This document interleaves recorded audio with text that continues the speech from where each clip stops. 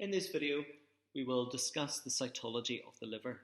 Cytology, the word meaning the study of individual cells. So we've got the branch of the hepatic artery, we've got the branch of the hepatic portal vein, and we've got the branch of the bile duct. Of course, we've got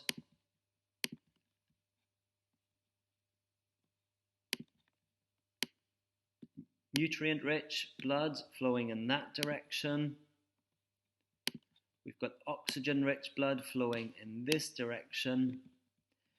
That oxygen-rich, nutrient-rich blood are mixing in the sinusoid, and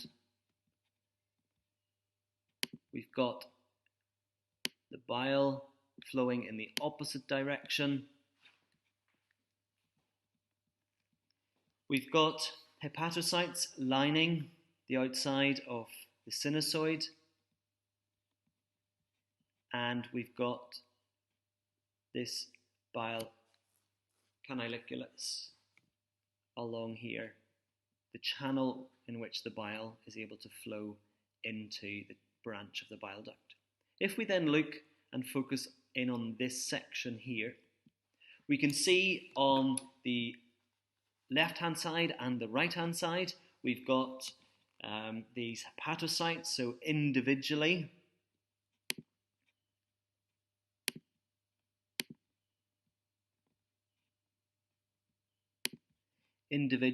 this is our hepatocyte here, and we've got a series of hepatocytes lining this left-hand side and lining this right-hand side. Then just inside that, we've got this space here called the space of Dis. Then next to the space of Dis, we've got the endothelium.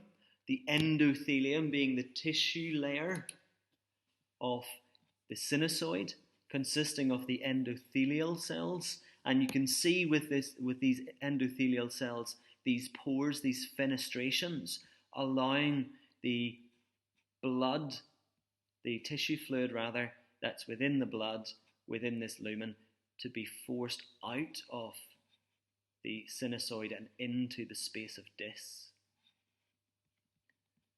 So the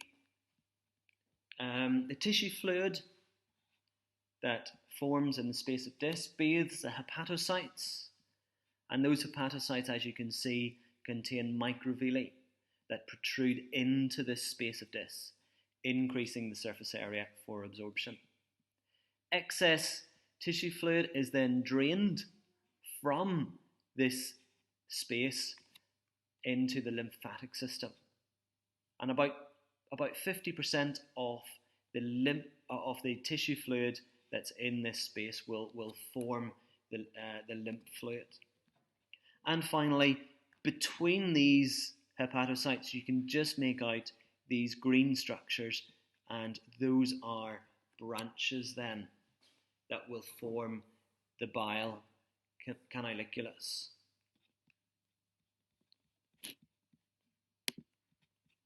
Let's look at this using another diagram. We've got the intralobular vessel. You can see here that blood is flowing towards that intralobular vessel through this channel and through this channel. So we can automatically determine that those must not be the bile canaliculus. But we can see this structure here with the arrows pointing downwards towards the bottom of our screen. Notice that the bile canaliculus is not connected to the intralobular vessel. It's a dead end at this end, and fluid is only able to flow in this one direction into the branches of the bile duct and then eventually out of the liver. Lots of fenestrations you can see in this sinusoid. You can just make out the endothelium and the fenestrations, so the tissue fluid able to move out of the sinusoid bathing the hepatocytes with lots of mineral ions, with lots of products of digestion, etc. And then that being able to, 50% of that draining into the lymphatic vessels.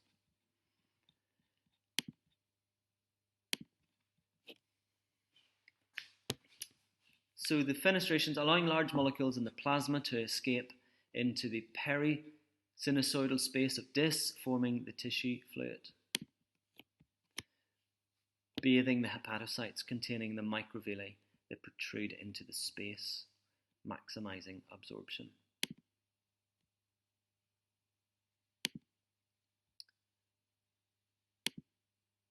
So, using a microscope again, here's a pictures taken down the microscope, and really this doesn't look very much like these hepatocytes here, or indeed this diagrammatic version here. But remember, if we were using a microscope, we would be able to focus on different planes, and you would get a better understanding, or you would be able to see that in more detail.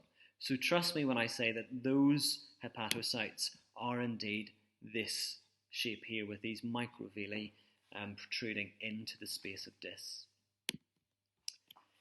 The hepatocytes are cuboidal, many microvilli, increasing the surface area to maximize exchange.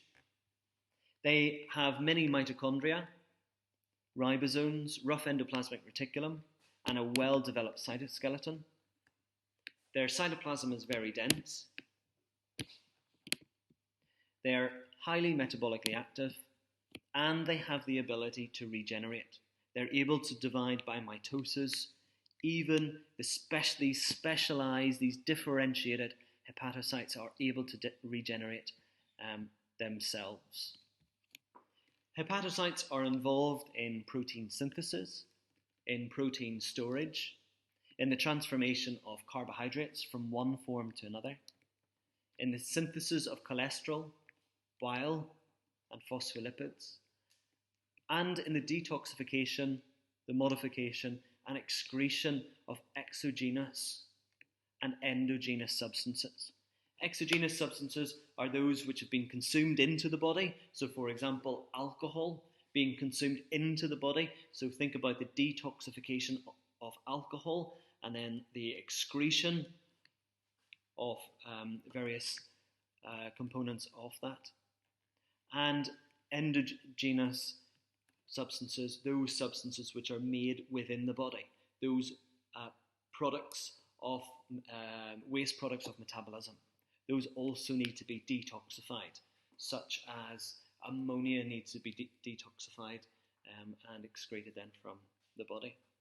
Hepatocytes are unique in that they're one of the very few types of cells in the human body that are able to regenerate. Hepatocytes are derived from hepatoblasts. They are precursor stem cells located within the liver, and those divide to produce new hepatocytes. The liver is capable of complete regeneration from as little as 25% of the original organ. Let's take a look at the bile channels, these bile canaliculus. The liver is also an exocrine gland. I said in a previous video that it was the largest gland in the body. Bile is made by the hepatocytes. It's excreted into the caniculi, and it flows in the opposite direction to the fluid in the sinusoids in a countercurrent mechanism. Notice here that there's a link between this countercurrent here and the countercurrent that you will have come across in Module 3. Please be able to explain how a countercurrent system maximizes exchange of substances. Bile ducts carry bile from the liver to the gallbladder. The bile is then stored in the gallbladder until it's required in order to aid the digestion of fats in the small intestine. You will remember from GCSE, I'm sure, the emulsification of fats, breaking large fat droplets into much smaller fat droplets in order that you increase the surface area for digestion using lipase. Bile in the blood causes jaundice, a yellowing of the skin. The canaliculi are spaces in the liver where bile is secreted. The bile then drains into the ductules, which transport it to the gallbladder, and the gallbladder being a sac in which the bile is stored before being released into the small intestine.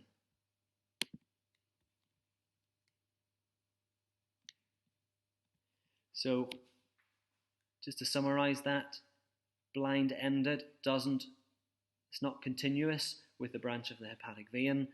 It flows in the opposite direction, and the hepatocytes manufacture the bile from the breakdown of red blood cells, and the concentration gradient, low concentration at this end,